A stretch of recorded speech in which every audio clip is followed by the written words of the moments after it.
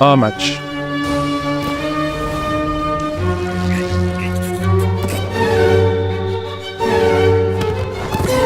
Un set.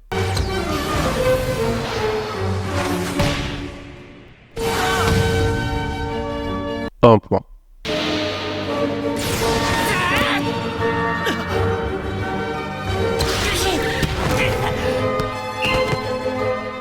Vous savez, au fond, le volley c'est un sport assez simple. 6 joueurs donnent leur vie pour pas que la balle tombe de leur côté.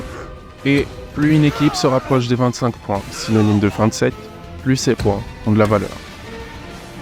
La seule subtilité, c'est qu'il faut toujours au moins 2 points d'écart. Donc, si les deux équipes arrivent à 24-24, on ne s'arrête pas à 25-24, mais à 25-27 par exemple. C'est ce qu'on appelle un duos. Et pas besoin de dessin pour que vous compreniez toute la valeur d'un point à ce moment-là.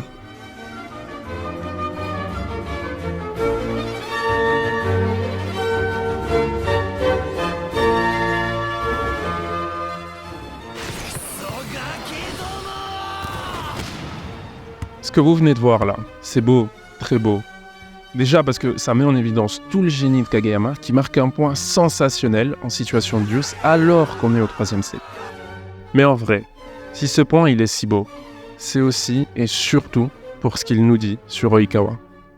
Il court désespérément pour éviter la chute de la balle, mais trop tard. La balle tombe, Oikawa tombe. Cette chute est une défaite, alors il s'énerve, il se frustre, mais rapidement, il reprend ses esprits.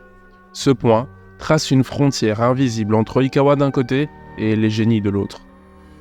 Il avait passé sa vie à affronter des génies, et il avait passé sa vie à perdre contre ces génies. Au fond de lui, il le sait, il a depuis bien longtemps accepté qu'il n'était pas l'un d'entre eux, mais peu importe, il y arrivera quand même. Il n'abandonnera pas, il n'abandonnera plus. Le talent est quelque chose qui éclot. Alors, à quoi bon se lamenter de ne pas être un génie? À quoi bon rêvasser sur ce qu'on aurait pu être si on était né avec plus de talent? D'autant que le talent peut éclore n'importe quand. Il n'y a pas de date, pas de préavis, personne ne vient un jour nous prévenir qu'on deviendra meilleur à tel ou tel moment. Mais une chose est sûre, si on se convainc que l'opportunité de faire éclore ce talent ne viendra jamais, alors cette opportunité finira vraiment par ne jamais venir.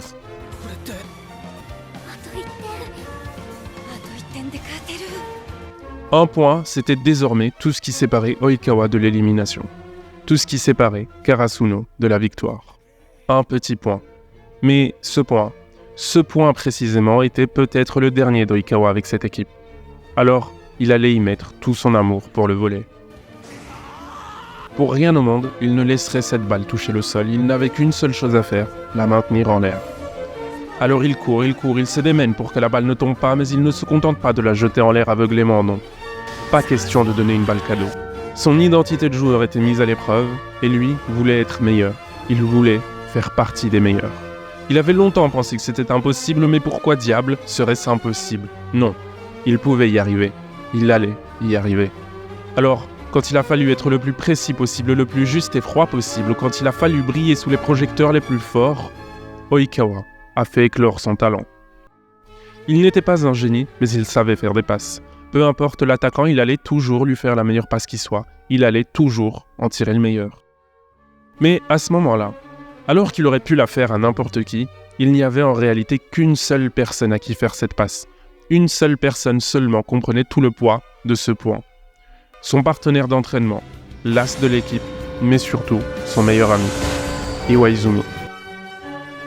Avec ce seul geste, on comprend l'intensité du lien qui unit ces deux joueurs. Peu importe la taille du génie en face, peu importe la qualité de passe de son adversaire, tout cela ne comptait plus. Oikawa ne perdrait pas. Il savait les passes que préférait Iwaizumi, évidemment qu'il savait, ils avaient tellement joué ensemble qu'il le connaissait mieux que n'importe qui.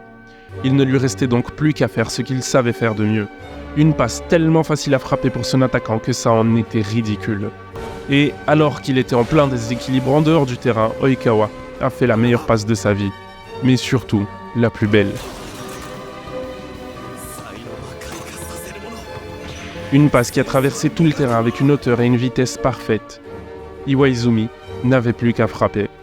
Alors Iwaizumi l'a frappé, il l'a frappé de toutes ses forces. A-t-il marqué? Ont-ils perdu? Là n'est pas la question. Avec cette passe, Oikawa s'est affranchi des dernières barrières mentales qui lui restaient. Il avait déjà accepté ses lacunes, mais désormais, il savait aussi qu'il pouvait briller malgré elles. Personne n'était trop fort pour lui, personne n'était inatteignable, il l'avait compris. Oui, Oikawa Tohru, tu n'es pas un génie, mais tu es plus fort que n'importe lequel d'entre eux.